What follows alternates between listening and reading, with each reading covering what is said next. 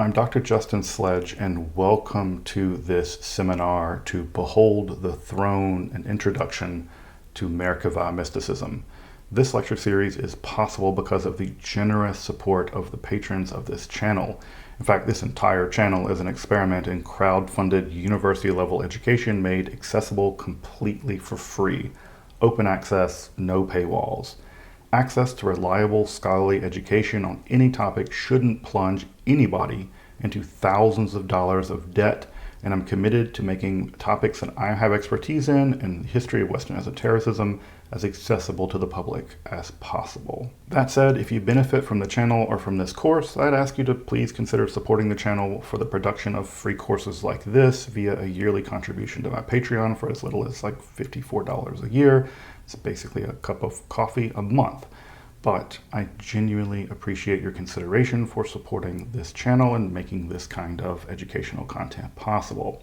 But to be clear, I am grateful for the work that I'm able to do, and I'm very happy to welcome you to this open access seminar, To Behold the Throne, an introduction to Merkavah Mysticism. All right, everyone, welcome back to our ongoing seminar on Merkavah literature, which it feels like it's sort of an ongoing seminar on apocalyptic literature, but I promise we are getting there. In fact, we're going to get to our first ascender today, and I think it'll be a bit of a surprise who it is, and perhaps not a surprise if you've seen the rest of the lectures. The surprise that it's going to be a Christian. So it's going to be Paul, and he's going to be our first historical ascender that we know of as a historical person, unlike someone like Enoch or maybe the teacher of righteousness might be considered in there, the Dead Sea Scroll person who seems to have undergone some kind of ascent experience and perhaps angelification. Perhaps they believe they were the Messiah or a Messiah. But at any rate, where we left off last time is the context where in the Eastern Mediterranean, mystical ascent is just on the agenda. And it's just one of these weird things where I tend to I've noticed this, and I haven't seen a lot of other people notice it, mostly because academics are often working in their little silos. So you're only working on Hermeticism, or you work only on Gnosticism, you do Greek magical papyri stuff. But if you kind of zoom out from to a 30,000 feet scope, what becomes obvious, at least to me, is that everybody is interested in ascent.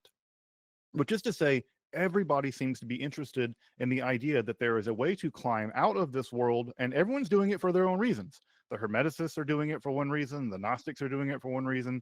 It seems like the Merkavah mystics are going to do it for a reason, the Christians are going to do it for a reason, and it seems like everybody's interested in either temporarily leaving this realm or permanently leaving this realm, either in this life or in a post-mortem state. And what we're getting here is a kind of large interest in ascent and transformation, right? Ascent and transformation, typically they go together. You have to be transformed often to ascend. So we can think about the ritual purity required to undergo angelification in Jewish apocalyptic literature. You can think about something similar, although not the same, in Hermetic literature, where you also have to undergo a transformation, but in that transformation, you're undergoing a kind of auto-exorcism to purge the body of all these evil celestial daemones. And by purging the body or purging the spirit of these daemones, one is then allowed to eventually leave the up to the last realm of reality. But everybody's interested, or it seems like many people are interested in ascent and transformation, from Philo to Hermeticism to Hekhalot literature, as we've seen. And hopefully part of what we're going to be doing here is adding some clarity to those issues. But as I mentioned, our first ascender, our first Jewish ascender, is a bit of a surprise. And this is an element that I think is somewhat downplayed or missing for reasons that I can talk about perhaps in a bit. But if you read the literature of Schaeffer, you read Davila, and you read other folks, the person who seems to be not mentioned very much in all of this is Paul of Tarsus. And maybe that's part of what's maybe militating that is we only have a very small glimpse into his ascent narrative. But I just find it conspicuous that a Jewish person claiming to have ascended into heaven and talked or overheard angels speaking or other kinds of supernatural beings speaking, the fact that we have a piece of literature, a testimony, in fact, right, where he claims to have done this, and that's not included in the larger conversation around the ascent transformation material found at Qumran, but also developed into the Hekhalot literature, this is just a conspicuous absence to me. And I don't know quite what to do with it. I have a lot of thoughts about why that absence is present, but at least in the course of this seminar, it's not an absence we're going to have, because we're going to spend a good bit of today talking about this business. Now, let's already sort of zoom back out and talk just briefly again about the transformation we've been seeing in the literature, in the apocalyptic literature, where we go from these pseudepigraphic texts like the Book of Enoch, where Enoch is said to have traveled into the heavens and got a tour of the heavens, and Gehenna for that matter, where over time this is becoming more and more personal. We get to the Testament of Levi, which is focused on one person. We get to the Dead Sea Scrolls, where the Hodayot and the transformation hymns, those are done in the first person. Those are done in the first person. I did this, right? So that language is a big shift. And what we might argue here is that we're seeing a shift from perhaps purely narrative to much more phenomenological. That shift from the third person to the first person, I think, is incredibly important. Right, so that, and this is going to matter when we get into the Hekhalot literature properly, starting at the end of this lecture and perhaps next time. But that shift from narrative to phenomenology is the shift from literature to praxis. I really do believe we're seeing a shift from literature to praxis. Now, to be clear, I think that this is always a process kind of ongoing inside of mystical Judaism, where literature and praxis are always talking to each other. And so it's not a question of either literature or praxis, but a question of how one emphasizes one or the other of those, or maybe another way of putting it is, at what point are we talking about which one? But they're teeter-tottering going around. So we're seeing this transition from narrative to phenomenology. We're seeing a shift to community focus, to individual focus. But again, those shifts are, I think, shifts of emphasis, not shifts of some kind of underlying reality. Because I do believe that these, and I think I've said this before, and I've said it in office hours for sure, that praxis is always here too. We just don't have literature reflecting it. Now, does the Ezekiel ascent, does that reflect a praxis? I think that it does. Does the Isaiah vision reflect a praxis? Probably it does. But again, we're teeter-tottering back and forth. And now at this point, as we'll see that teeter-tottering happening live and in living color when it comes to Paul, because Paul's testimony about his own ascent will do exactly that. Internal to the testimony, his own testimony, it will shift from third person to first person. And if you've never read it, and we're going to read it really closely during this talk today, it's pretty striking. It's a pretty striking thing. But at any rate, this is not the time to relitigate the Jesus movement, but what's to say about it is that the Jesus movement, as it emerged, it was an apocalyptic Jewish movement, of which there were probably many, that focused ultimately on Jesus as a messianic character. And it seems that as if the movement, the apocalyptic movement, was, as I said, apocalyptic, but it wasn't mystical. If you go and look at the New Testament, and you look at the character of Jesus, you look at the character of James, you look at his disciples, there's very little mysticism going on in that movement. We never really see Jesus having a mystical vision. We never really see him engaging in sort of trance states. And he does unusual things, but we never see him speak mystically in a way that we might imagine. And we never see really James, who is the inheritor of the movement after Jesus is killed. We also never see him claim some kind of mystical access. What I would claim here is that Paul is really the inaugurator of the mystical dimension of Christianity. That is to say, Paul does have a mystical experience of the resurrected Jesus as Christ, and that vision, or at least two visions, is going to be really important for this conversation today. So, and again, I'm going to be working on an episode about Jesus. It'll probably be working on this week, actually, and I have a lot to say about Jesus, but we're going to limit this to Paul because it's Paul who has this vision. But to really get into this, what we have to understand is a couple of things. The letter that Paul writes, where he describes the vision that he has, is written to the Corinthians. And this is a church that Paul himself had founded. Paul primarily works in the northeastern Mediterranean. He's primarily working in Asia Minor. And at that church in Corinth in Asia Minor, he has founded that church. And what's happened is another apostle named Apollos has sort of moved into his territory.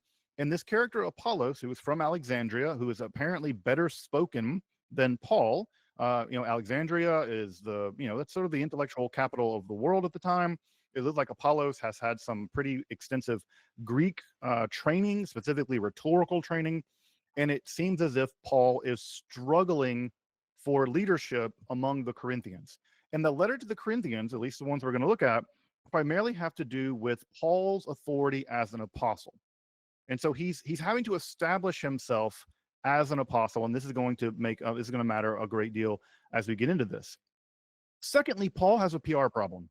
And the PR problem that Paul has is that he never physically met Jesus, right? He never learned at the feet of Jesus. He never met him in life.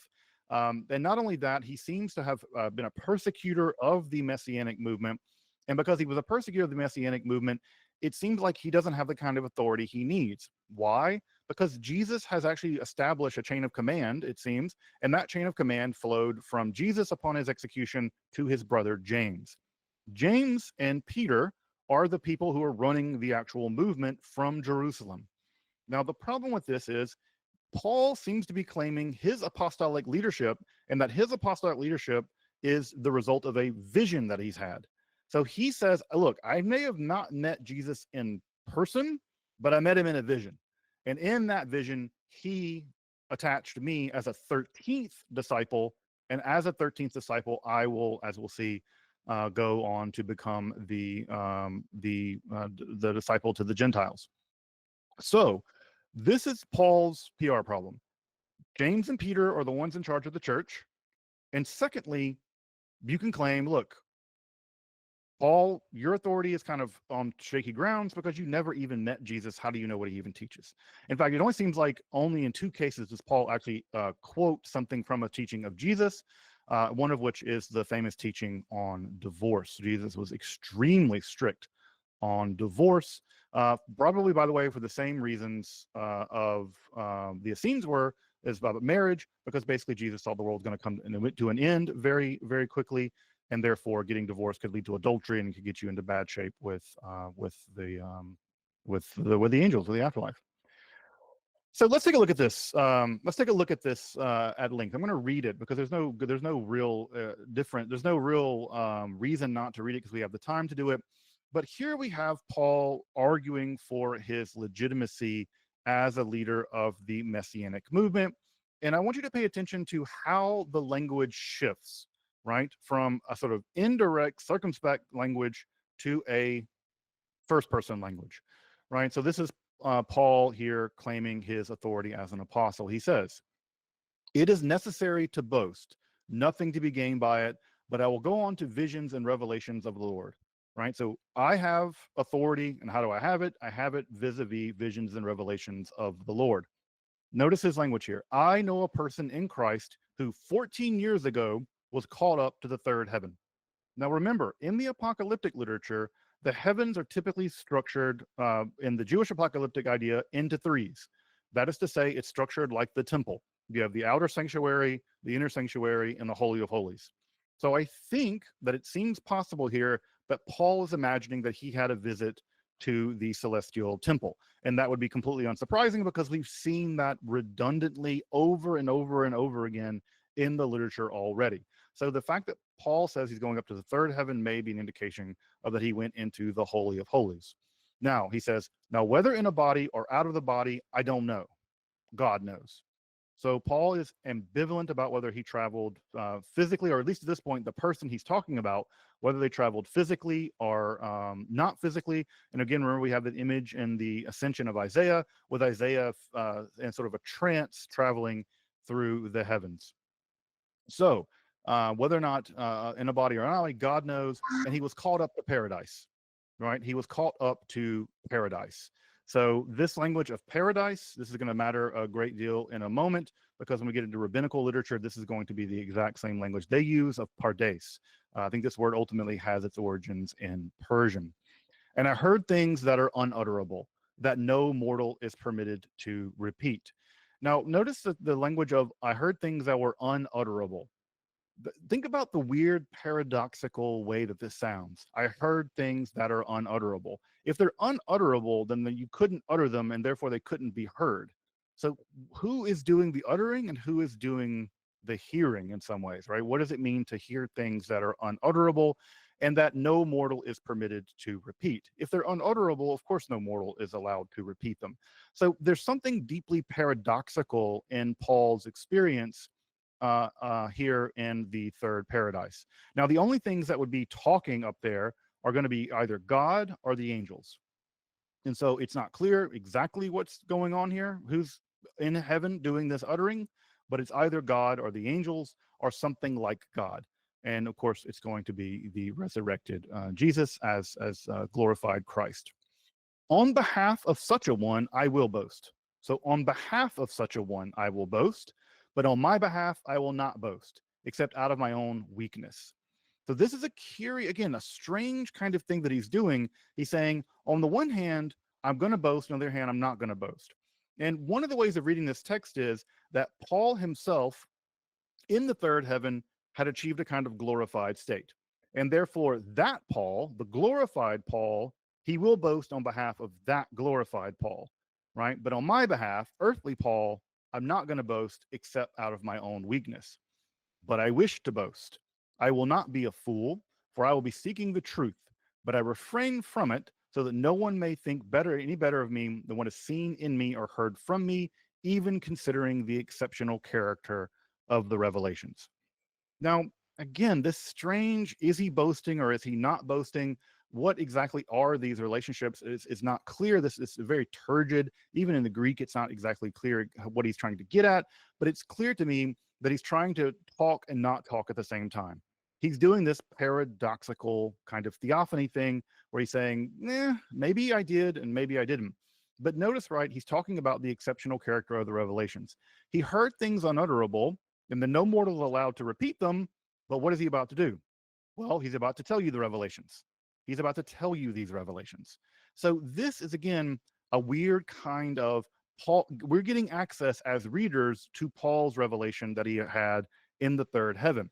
But again, it's a kind of paradoxical revelation because on the one hand, it's unutterable, and on the other hand, he's going to share it with us, right? It is sort of halfway in between. It's a very strange kind of language that he's using. Therefore, to keep me, right? Notice the language is now shifted. Therefore, to keep me. He's talking about himself. So the language of the initial language here we saw is, I know a guy, right? I know a person in Christ who 14 years ago was called up to the third heaven. He's talking about somebody else. But by the time we get to the second line, the second slide here, it's clear that he's talking about himself. Therefore, to keep me from being too elated, a thorn was given me in the flesh, an angel of Satan to torment me.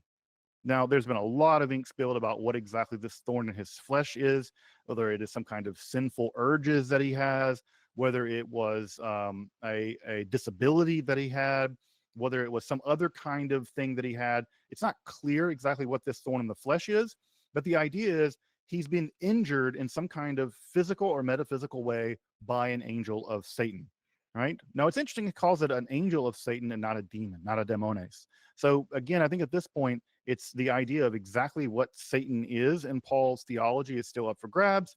But what's interesting is that at some level, that it is a Satan that injures him. Now, think about this in a the very strange way that it occurs. He's called up to the third heaven, and what ends up attacking him is in fact a angel of Satan. So where exactly is he, right? How is it that a satanic angel is able to do this injury to him when he's called up into this third heaven? But at any rate, it's this thorn in his flesh is given to him to keep him from being too elated. 3 times I appealed to the Lord about this, that it might leave me. But he said to me, my grace is sufficient for you, for power is made perfect in weakness. Now, one thing that you'll know about Paul's theology in general, and Paul's theology in general mirrors in some ways the theology that we see of the Dead Sea Scrolls, where the Dead Sea Scroll, the leadership of that community, the temple, the teacher of righteousness, is shown to be correct in that he suffers. His suffering is proof of a kind of metaphysical or physical suffering, persecution and impression, and this kind of idea of being injured is proof of their claims to revelation. You see it in the Dead Sea Scrolls of the Teacher of Righteousness. You see it here in Paul, and I do think you also see it in Jesus. In fact, it understood at some level that his persecution was somehow proof of his messianic claims. So I am made perfect in weakness. So I will boast all the more gladly of my weaknesses, so that the power of the anointed one of the Christ may dwell in me. Right? So I will boast more gladly of my weakness, of the power of Christ may dwell within me. There I am content with weakness, insults, hardships, persecutions, and calamities for the sake of Christ. For whenever I am weak, then I am strong. Right? Again, we see very similar language also echoed in the Dead Sea Scrolls, where this language of persecution is very important. Of course, this is language that also that Jesus used. If you were to follow me, you have to take up your own cross and bear it. I have been a fool. You forced me to it. It's not clear who the reference is to the you. You forced me to it. Indeed, you should have been the ones commending me, for I am not at all inferior to these super apostles, even though I am nothing. All right. So he's saying, I'm not at all inferior to these so-called super apostles. We don't know who these super apostles were. I suppose he's referring to Apollo, although he could be referring to James and Peter back in Jerusalem. But the idea is, even though I'm nothing, it is precisely my nothingness that makes me superior to these. And how did I get that nothingness? I achieve that nothingness by having a direct contact with Christ in a resurrected state, as we'll see. The signs of a true apostle were performed among you with the utmost patience, signs and wonders and mighty works. So I've done these kind of miracles in front of you to show you that, in fact, I am what I say I am. Now, this section is extreme. These two sections, these two lines from Corinthians, is just an incredibly perplexing series of argumentation, as much as it is argumentation.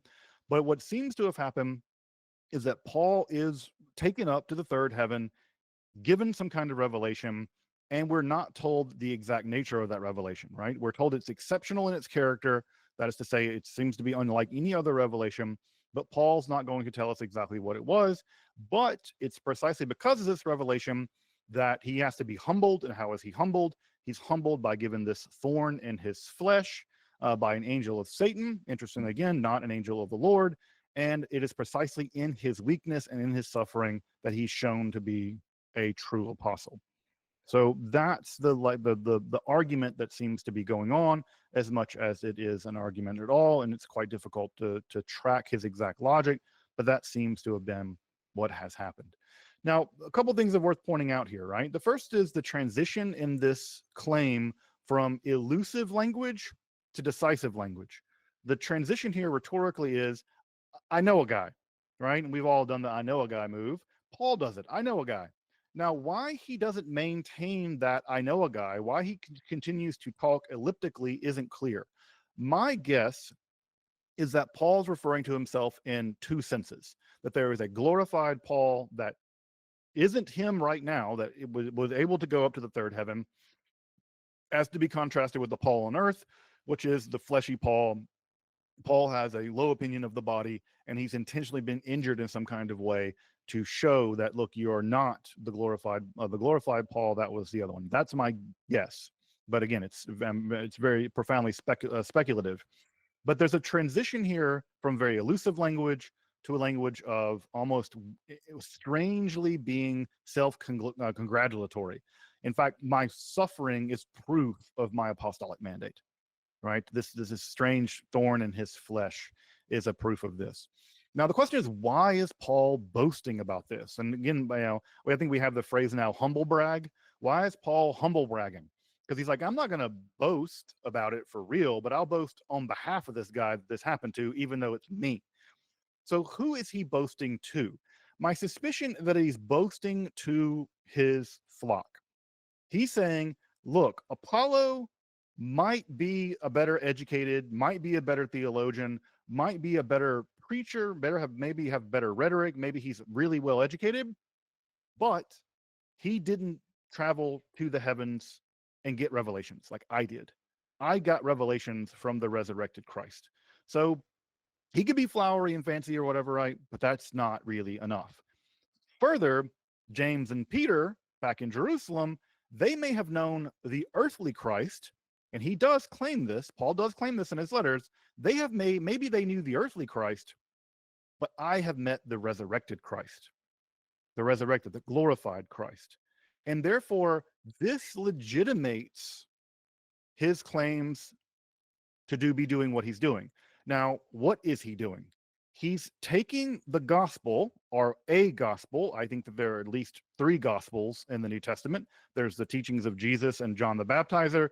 There are the teachings that continued via James and Peter. And then there are the teachings of Paul. I think there are at least 3 gospels in the New Testament. At any rate, Paul rather is taking a very specific kind of gospel, and his gospel is a gospel that can be preached to Gentiles. That's what's really important. Peter and James remained in Jerusalem and maintained themselves as practicing Jews. They were going to the temple. There's no evidence whatsoever that they were trying to take the message of Jesus, the gospel of Jesus and John the Baptizer, to non-Jews. They remained in the precincts of Jerusalem after a sojourn back up to the Galilee. Paul is teaching these ideas, or specifically his ideas, to Gentiles.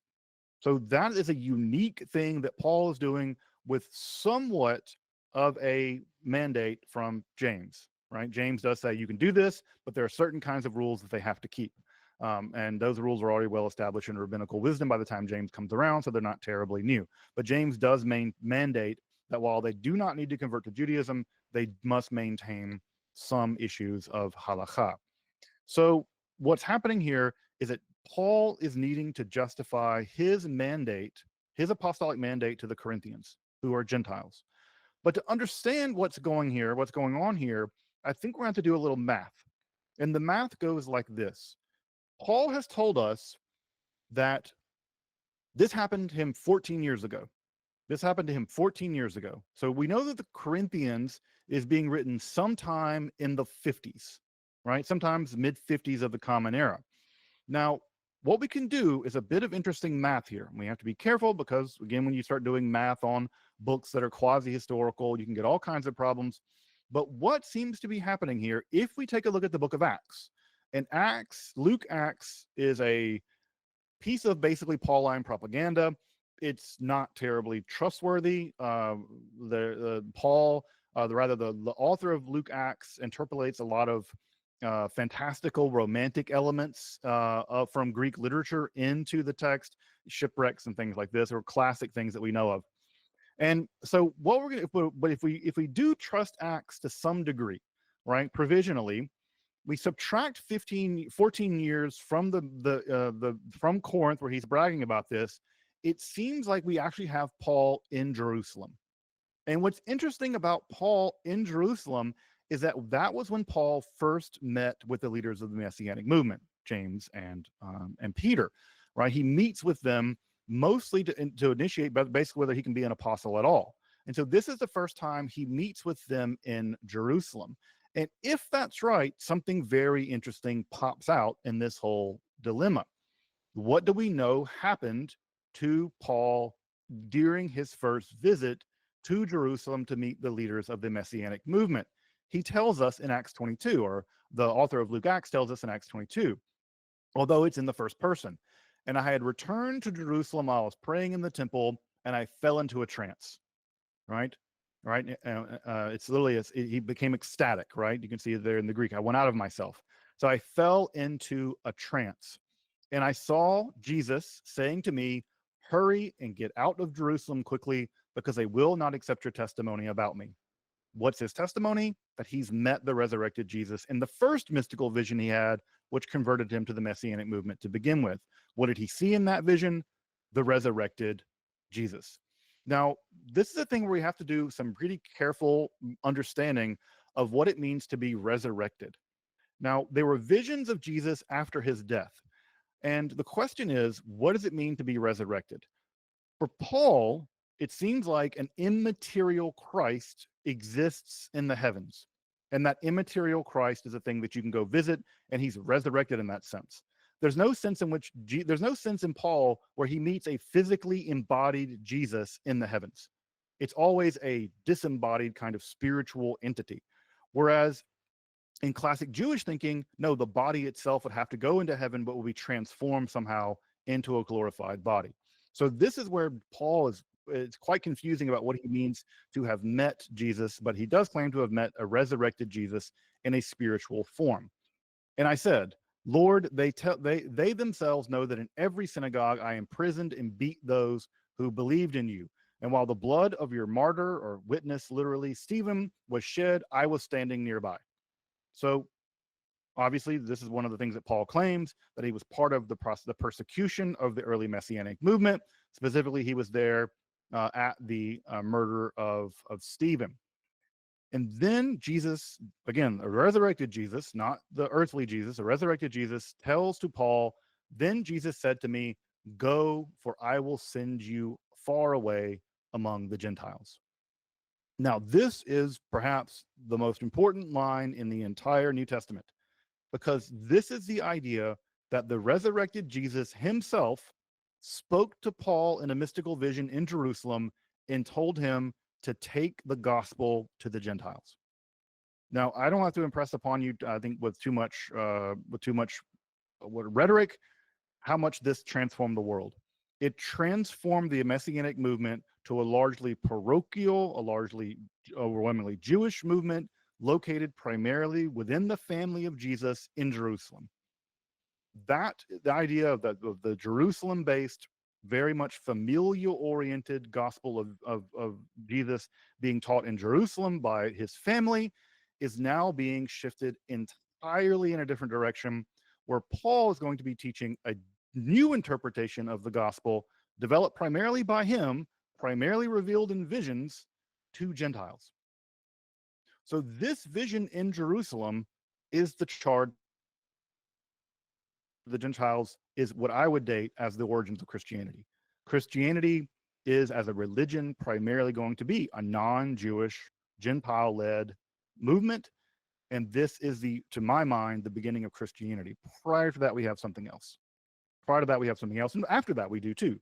James and Peter continue to preach their gospel in Jerusalem. And in fact, the other brothers of Jesus continue to take over the church after James is murdered himself by Annas II.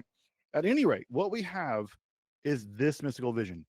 The claim, I believe, by Murray Jones, and I put in a link to the article if you want to read it, I believe, and I follow the opinion of Murray Jones, that the vision that he's describing in Corinthians and this vision in Jerusalem are the same vision. And I think that makes sense given the fact that Paul's trying to justify the teaching of his gospel in Corinth to Gentiles. And what he's going to basically argue is, Jesus told me to do this. And he told me to do it 14 years ago at the temple, right? Again, think about the vision that he has in the Corinthians vision. He travels to the third heaven, which at that time I think would have been a temple vision. And where better to have a temple vision than in the Jerusalem temple? I think these two visions are the same vision. And Murray Jones has made a good argument that they are in fact the same vision. And I would suggest that insofar as this is in fact the same vision, that we can say that a mystical ascent, perhaps a Hekhalot ascent, or a proto-Hekhalot ascent, if we want to be a bit more careful, that in this proto-Hekhalot ascent, Paul meets the resurrected Jesus as Christ and gives him the charge to go preach the gospel to the Gentiles. Insofar as all of these things hang together, then we could say that ascent technology or an ascent vision, proto-Hekhalot vision, is at the very foundations of Christianity as we know it. There simply is no Christianity without Paul going to the Gentiles, and there is no Paul going to the Gentiles without this vision. This is the vision that does it. And insofar as that's true, and he's describing the same thing in the Corinthians and the vision, then at the very core of Christianity, again, not Jesus's gospel, not the teachings of James and Peter, but Christianity as it is developed in the world via Paul. There is no basically Pauline, there is no non-Pauline Christianity in the world, more or less. That insofar as that's true, this ascent vision is at the foundations of it. And for that reason alone, Christians, theologians, and historians of religion, I would suggest, need to have a lot more interest in this Ascent literature, in this Ascent technology, because it is endemic of Eastern Mediterranean spirituality, endemic of Eastern Mediterranean philosophy. And here we have it at the foundations of Christianity. So this is, again, what I would say, right? This is what I would argue is at the core of Christianity, that we have a kind of proto-Merkavah mystical ascent thing that we can see already echoed in the Dead Sea Scroll literature and the Hodayot theme and the hymns and the self-glorification hymn and other kinds of hymns. And I would suggest, and if folks haven't had the chance to read it, if you take a look at those sections of the Dead Sea Scrolls that I suggested you read, and if I told you they were written by Paul, I bet you believe me. If you didn't know that they were part of the Dead Sea Scrolls, because they read like Paul, they sound like Paul. And I'm not saying that the Dead Sea Scroll literature influenced Paul. I don't think that's what happened. But what I do think is that they're coming out of a shared theology. There is a shared apocalyptic theology, and that shared apocalyptic theology centers ascent and transformation. What Paul does is he says that is now to be taken to the Gentiles. That's a new thing. The Essenes could have never imagined that. I mean, for the Essenes, the Gentile world is inherently evil and impure and must be combated. Paul does something quite extraordinarily by taking these ideas to the non-Jewish world. So this, I think, is the reason why this material should be studied at length. But we have to ask ourselves, we're in the 50s of the Common Era. We're in the 50s of the Common Era.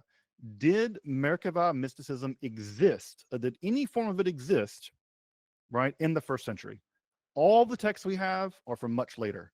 They're rabbinical. They're from the period maybe of the late Tanaim, probably of the Amorim, right? The period of the construction of the Talmuds, maybe around the time period of the construction of the Mishnah. So the question is, do we have Merkavah literature here at this time period? And I want to say that I think this is framing the question in a bit of a wrong-headed way. I want to say, do we have Ascent literature at this time? Do we have Ascent praxis at this time? And the answer to that is overwhelmingly yes. Clearly we have it. We see it echoed in the Dead Sea Scrolls 100 years before Paul ever writes anything down.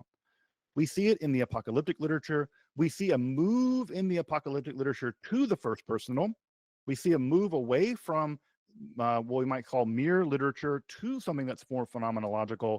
And by the first century, by the time that Paul's writing this, already 100 years out from the Dead Sea Scrolls, I think we could take Paul's theology, we could take Paul's visions, we could put them in a conversation with the Dead Sea Scrolls and say, yes, all over the Eastern Mediterranean world, there were Ascent technologies, there was accompanying Ascent literature, and this is our best glimpses of that at the Jewish register, at the specifically Jewish register.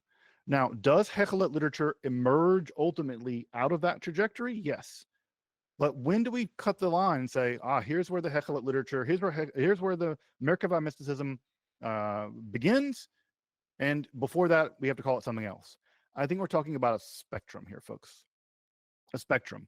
And I think that the world that gave rise to the kind of theologies that we see at Qumran, the kind of theology we see developed by Paul, is taking from the same apocalyptic basin, and that apocalyptic basin was increasingly shifting to the first personal, to praxis, and to the experiential. And to get at that a little bit, as we start to wrap up for today, we finally begin to make our way into the specifically rabbinical world. Now, I want to be a bit careful here because Paul is already in the rabbinical world. Jesus is in the rabbinical world. One of the greatest mistakes that I've noticed in the stories and the literature around Jesus and Paul is to separate them out, right? Separate them out from the logical rabbinical world. You can read entire studies about Jesus and never read about other rabbis. It's as if Jesus lives in a rabbi-free zone, and the only rabbis are the bad rabbis, who are the rabbis of the Pharisees and the scribes, and woe to them, right?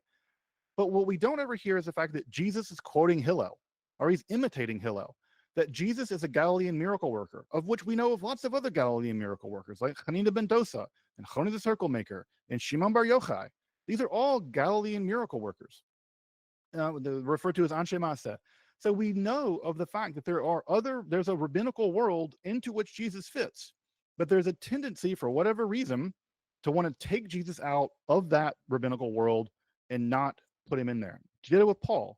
Paul claims to have been a student of Gamliel. Whether he was or not is another question, but the fact that he claims that shows us the world that he's trying to legitimate himself in. And therefore, we should take him seriously, at least at the level of the claim, because the claim is meant to do something rhetorically. And if it's meant to do something rhetorically, he's trying to ingratiate himself as part of the rabbinical world, or at least having come out of the rabbinical world. Thus, we can say that to a certain degree, Jewish Ascent literature and Jewish Ascent praxis probably existed in the first century. Now, when does that become Merkavah mysticism? The short answer is, I don't know. Nobody knows. The short answer is, can we draw a distinction between them? At what point does that distinction get made? Again, I think this is just simply we don't know. The literature itself is ambiguous. The timelines are confusing, and the data is very poor. But what we do see as our earliest testimonies to the Merkavah mysticism is in the rabbinical literature, specifically in the Mishnaic literature and in the Tosefta. Now, what I want to do very briefly as we begin to wrap up today is show something very interesting about how the rabbis are thinking through the question of Merkavah mysticism. Because on the one hand, they know about it. They may be practicing it. Some of them may be practicing it. But on the other hand, it seems like they have a worry. There is an anxiety about it. For the rabbis, their mystical encounters with God are primarily exegetical, which is to say, they engage in exegesis, and when exegesis is correctly performed, the entire theophany of Sinai is played out again. And what you'll see in the rabbinical literature is they'll be having conversations and they come to a very brilliant innovation of Torah. And when they innovate on the Torah or they come to a new understanding of the Torah, it's as if they're undergoing the process of receiving Torah on Mount Sinai. And in many cases, fire will come down from heaven, angels will come down from heaven. It's a replay of the Sinai theophany. That's the mysticism they prefer. They prefer in many ways to bring heaven down to them. That's not Merkavah literature. The Merkavah literature is you descend and you go there on your own. And there's something about the rabbinical establishment, at least in the texts that have survived, Mishnah, Tosefta, Gemara, there's something about that makes them anxious, that gives them anxiety. But what they can't do is ignore it. They can't ignore it. And so the first time in the earliest literature, and they're going to give two examples of this today as we start to wrap up. In the earliest literature we have in the Gemara, in the Mishnah, specifically the Tosefta here, where we have a conversation about what to do with the Merkavah literature, is that we have a conversation in Mishnah Megillah about who can read Torah out loud and who can translate it into the vernacular. At this time it was Aramaic, who can translate it into the vernacular, and who can say certain blessings before the Shema. Now, there's a question of, again, who can read, who can translate, and who can recite certain kinds of blessings. And typically the question is can blind people do it, right? There's a concern about one of the blessings in the Shema where it says you've seen things, and a blind person, having never seen these things, can they say that blessing honestly, right? That's the halachic, the legal concern. Is can this person who's never seen these things say the blessing and therefore not be caught into a lie? And what ends up happening is that Rabbi Yehuda in the Tosefta and in the Mishnah says, no, it's forbidden. No blind person who's blind from birth is allowed to say the blessings prior to the Shema. And if you read in the Mishnah, that's where the Mishnah ends. The Mishnah ends right there, right? It's forbidden. And so there is a halachic ruling by Rabbi Yehuda that says, no blind person born blind can say the blessings prior to the Shema. But the Tosefta, right? A Tosefta is another literature composed in the period of the Tanaim, right? The Tosefta continues to argue with Rabbi Yehuda, right? And what's the Tosefta's counter argument? They said to him, many have expounded on the Merkavah, even though none of them have seen it, right? So notice the Tosefta's reply. Yeah, a blind person can't say that blessing because they've never seen the orot, the lights, but lots of people expound upon the Merkavah and they've not seen it, right? So this idea is that people have expounded on the Merkavah. So we already have in the Tosefta the idea that people are expounding, they're talking about the Merkavah. Then the Mishnah comes back and concludes with the famous lines about what can be read and what cannot be read. So what happens here is that in the Tosefta, we have a more lenient ruling. In the Mishnah, the ruling is very clear, right? You can't expound upon it, right? You can't expound upon it. And for the Shema. But in the Tosefta, there's a rejoinder to this argument that says, no, no, no. Just because they've not seen it doesn't mean they can't expound upon it. Further, notice what happens in the Mishnah at the end of Mishnah Megillah. There is a famous list at the very end of Mishnah Megillah where it gives you a whole long list of things that can be read and what can be translated. So you can read this, but you can't translate it. You can read the Song of Songs, but you can't translate it. Right? And there's a long list of what's allowed to be read and what's allowed to be translated. And at the very end of the Mishnah, it says, one may not conclude with the Merkavah. And what are they talking about here? They're talking about whether or not at the end of a Torah reading, you can read the section from Ezekiel as half Torah. As folks probably know, after the Torah gets read, there is a section from the prophets that's read out loud. The question is, can the Merkavah passage from Ezekiel be the half Torah? And it says very clearly, right, one cannot do it. It's not allowed. The Merkavah cannot be used as half Torah. But curiously enough, what do we find? Rabbi Yehuda allows it. This is a really interesting thing where it seems like maybe Rabbi Yehuda has changed his mind. That on the logic, right, part of the logic at the very beginning of the blessing of the Shema is that he says you're not allowed to say it because you've never seen it. But then there's a rejoinder in the Tosefta that says, yeah, but other people have expounded on the Merkavah, but they've not seen it either, right? Lastly, it seems that Rabbi Yehuda at the end of Tractate Megillah has switched teams and is now permitting, right, the allowance of the reading of the Merkavah, expounding the Merkavah after the Torah. Now, to be clear, the Mishnah ultimately does not follow Rabbi Yehuda here. So there is a substantial disagreement in the Mishnah and the Tosefta and with Rabbi Yehuda and the majority halacha. There's a disagreement about expounding on the Merkavah. The Mishnah has a much more strict prohibition on it, whereas the Tosefta seems to think that it's allowable, that it is in fact allowable. And it seems like Rabbi Yehuda is caught in the middle. Rabbi Yehuda is caught in the middle.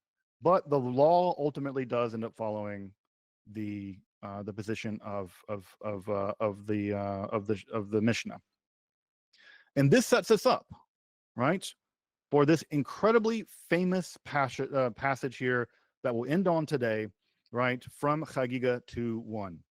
This is the core discussion of how the entire literature in the rabbinical literature, how the entire rabbinical literature is going to deal with Merkavah mysticism.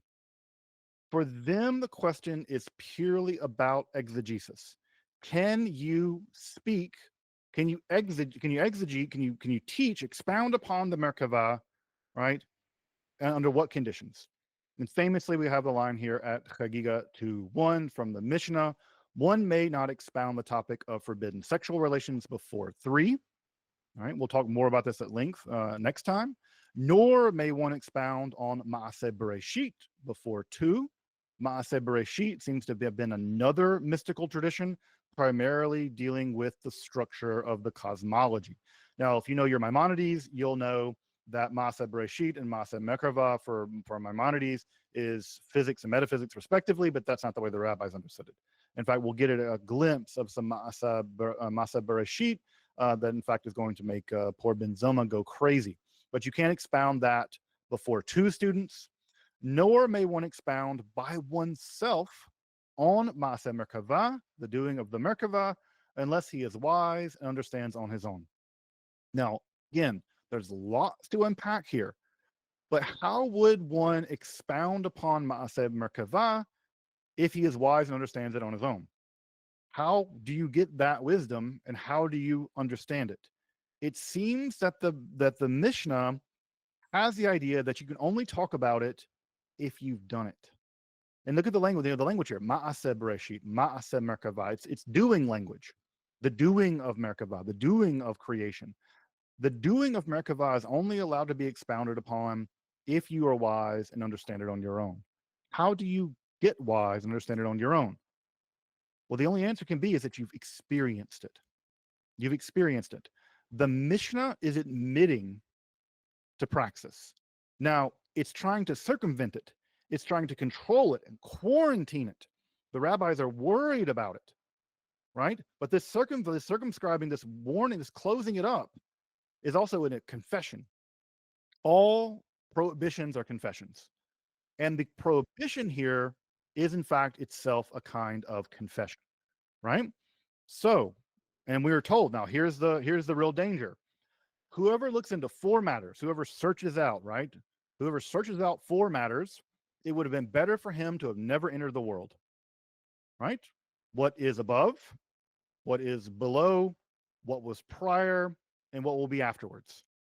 And anyone who has no concern for the kavod kono, for the glory of God, for the glory of the Maker, right, deserves not to have come into the world. The concern here of the rabbis is two. The first is at some level an exegetical one, right? There's a praxis one, there's an exegetical one, and on top of that worry, there's a worry about God's glory. There's something about God's glory being violated somehow. It's as if God's privacy is being violated. And how would one violate God's privacy? By sneaking into God's house. This prohibition, all right, or I shouldn't say prohibition because it's not quite a prohibition. It's damn nearly a prohibition. But this extreme circumventing of Maaseh Merkavah tells us, one, people are doing it. Two, the worry is an exegetical one. And three, the worry seems to be about something like violating God's the kavokono, the glory of the Maker, right? And how might you do that? Well, I think you do that by sneaking into God's house through the back door, which the rabbis have a lot of concerns about. So, as folks know, we're about to get into deep, deep, deep territory here in rabbinical literature. We're going to be looking at Mishnah. We're going to be looking at Tosefta. We're going to be looking at Gemara, both Jerusalem and Babylonian Talmuds, because both of them have a different understanding of what all this means. So we're going to get knee deep into this literature. But as I wrap up, I want to point to one really important fact as we wrap for the day. I mentioned this question about, does Merkavah literature go back to the 1st century? One of the more interesting things that's really important to note about the most famous instance of those four who go into paradise, the four who enter into paradise, is that the earliest manuscripts and the earliest testimonies of those who go into paradise, right, when it says Akiva goes into paradise and all the others go into paradise, as we'll see, is that they are all in the first person.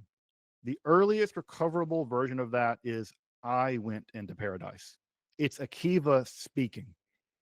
And that idea that Akiva is speaking about him going into paradise, the other three that go with him aren't mentioned, are named, but the earliest strata of that is in the first person.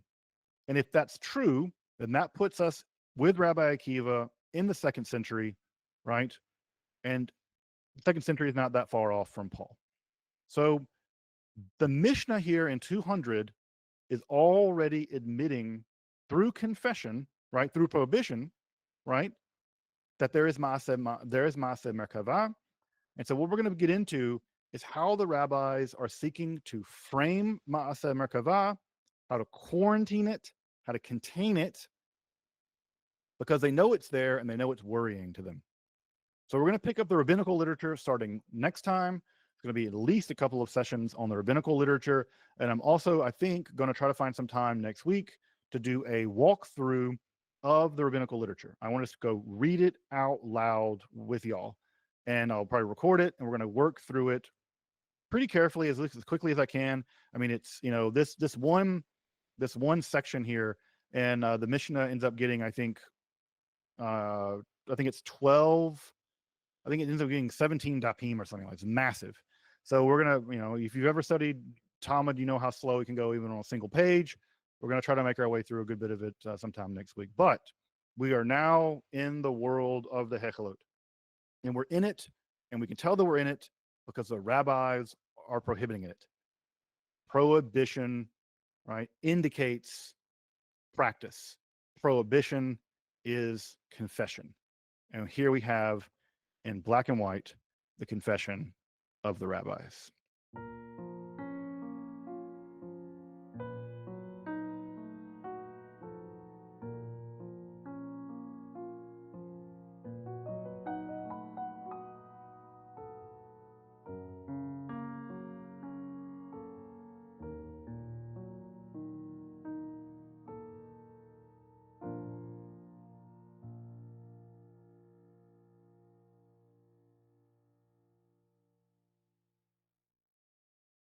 No, we won't. We'll never wrap up the apocalyptic. The apocalyptic will wrap us up.